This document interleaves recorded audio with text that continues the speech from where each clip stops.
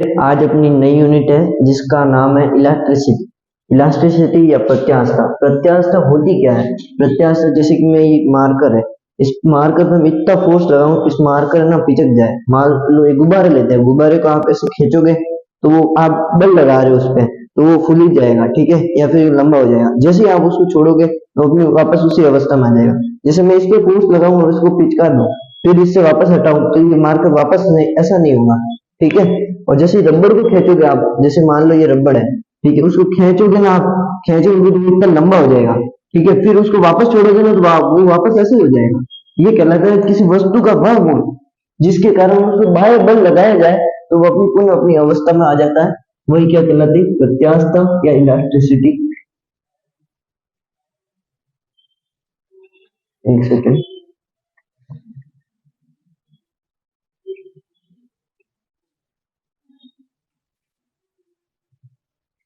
किसी वस्तु का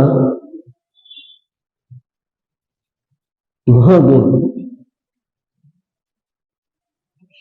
जिससे वह वस्तु अपने जिससे वस्तु पर बाह्य बल लगाने पर तो विकृति आती है। विकृति का मतलब है उसमें चेंज आ जाएगा, आ जाती है, परंतु उससे बाह्य बल हटा लेने पर पुनः उसी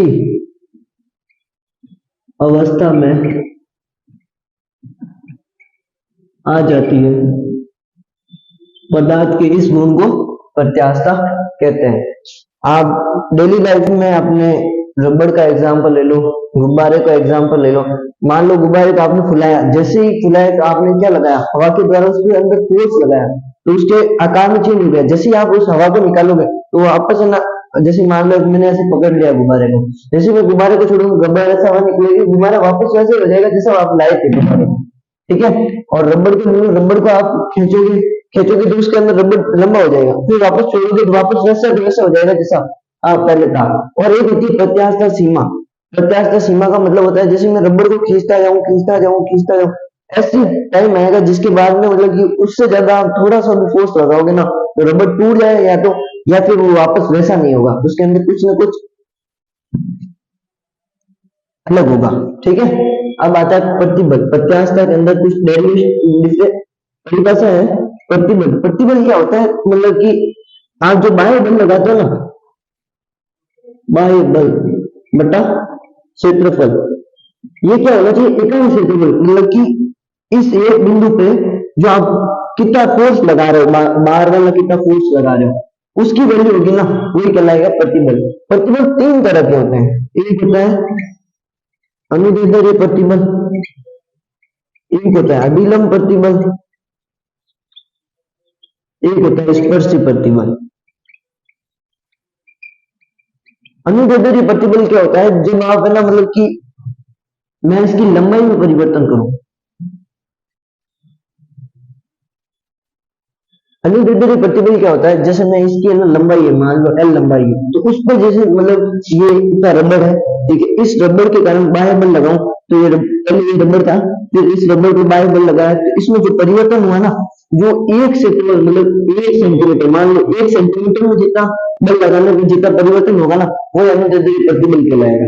फिर होता है अभिलंब प्रतिबल। मान लो ये कोई है ना डब्बा है, इस डब्बे में ऐसे लगाऊं बल, ऐसे लगाऊं, अभिलंब बल लगाना मतलब चारों तरफ से 90 डिग्री का एंगल, उससे ना मान लो ये डब्बा पहले बड़ा था, जैसे मैंने इस पे फोर्स लगाया चारों तरफ से अभिलंब बल तो ये डब्बा ऐसा हो गया।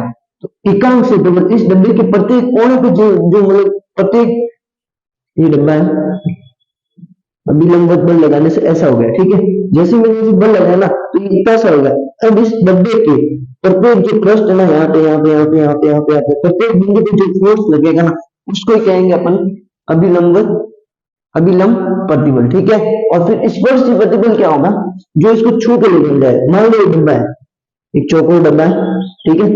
अब इसमें मैं ऐसे बल लगाऊं, मान लो ऐसे, मतलब बल तो लगा रहा हूँ लेकिन इसे जस्ट ऐसे ऐसे ऐसे लगा रहा हूँ, तो ये देखो ये कैसा हो जाएगा, फिर ये हल्का सा मुड़ जाएगा ऐसे, हल्का सा, यहाँ मैं दिखाने के लिए बता रहा हूँ, ये हल्का सा ऐसा हो जाएगा, ठीक है।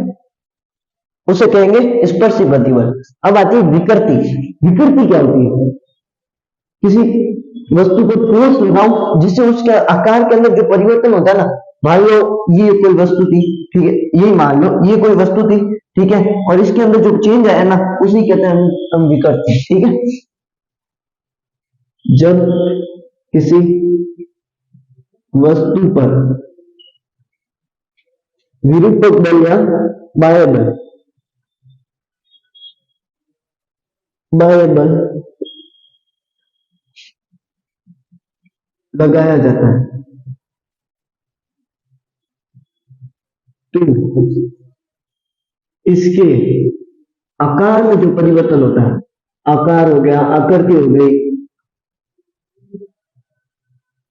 में जो परिवर्तन होता है उसे क्या कहते हैं, विकृति कहते हैं। ये भी तीन तरह की होती है, एक होती है अनुदैर्ध्य विकृति,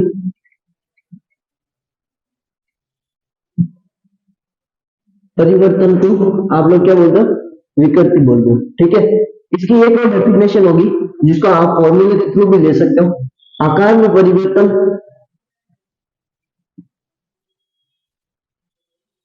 बटा प्रारंभिक आकार, इनिशियल जो आपकी ना, मतलब कि ये डस्टर है, इस डस्टर को मैं दबाऊं, यहां से देखो ढंग से देखना, जैसे ही मैं दबाऊंगा ना इस डस्टर को, ये दब जाएगा।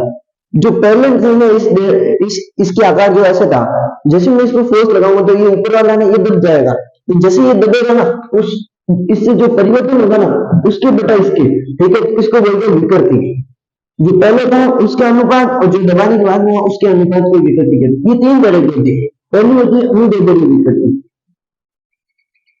मान लो ये कोई पेन है, ये रबड़ की तरह ट्रीट कर रहा हूं मैं इसको, जैसे ये खींचूंगा इसकी लंबाई में जो परिवर्तन होगा ना, मान लो इसकी लंबाई इतनी हो गई और पहले कितनी थी, इतनी थी, तो जो लंबाई में परिवर्तन होगा मान लो स्मॉल है, जो पहले वाली लंबाई थी वो क्या थी, कैपिटल है, ये जो है ना कैपिटल है, और जो नंबर को खींचने के बाद ये क्या हो गई, स्मॉल है, तो ये क्या आ गया अपन के पास में, अनुदैर्ध्य विकृति। और फिर क्या है अपन के पास में, अभिलंब विकृति। अभिलंब विकृति जैसे आप लोग आयतन विकृति भी बोलते हैं, तो ये आयतन विकृति में क्या होगा, जैसे मैंने इस रबड़ को खींचा, इस रबड़ की जो आयतन में परिवर्तन होगा, मतलब कि मान लो कोई गिलास में पानी भरा आपने, ठीक है, और पानी नहीं, गिलास में आपने स्पंज को भरा, तो पहले स्पंज में इतनी जगह घेरे थी, टोटल इतनी जगह थी, और फिर आपने जैसे फोर्स लगाया तो वो इतना पिचक के बिल्कुल इतना सा हो गया, तो उसका आयतन बदला नहीं बदला, तो जो पहले वाला आयतन था उसको मैंने वी लेट किया कैपिटल वी, और जो बदला उसको मैंने डेल वी लेट किया। आप इधर डेल एल भी लेट कर सकते हो, जो लंबाई में परिवर्तन हो रहा है, ठीक है। अब आता है स्पर्शी विकृति। स्पर्शी विकृति क्या होती है, जैसे मैं मान लो स्पर्शी विकृति, ये बीएससी का टॉपिक है, स्पर्श विकृति। स्पर्श विकृति क्या होता है, जैसे मैं इस पर फोर्स लगाता हूँ, ये मान लो ये कोई है, मैं इस पर फोर्स लगाऊंगा तो जिसके कारण मान लो ये कोई गन है, ठीक है, मैं आपको समझा देता हूँ, आपको फिर समझ में नहीं आएगा। मान लो ये कोई था, ठीक है, मैं आया, मैंने इस पे फोर्स लगाया, तो ये इसकी आकृति चेंज होने के बाद में ऐसी हो जाएगी, वो बता रहा हूँ मैं आपको, एक पृष्ठ की आकृति बता रहा हूँ, ठीक है, ऐसा हो जाएगा, ठीक है। तो ये कोण है ना, फाइव एंगल पे ये चेंज हो जाएगी, ठीक है।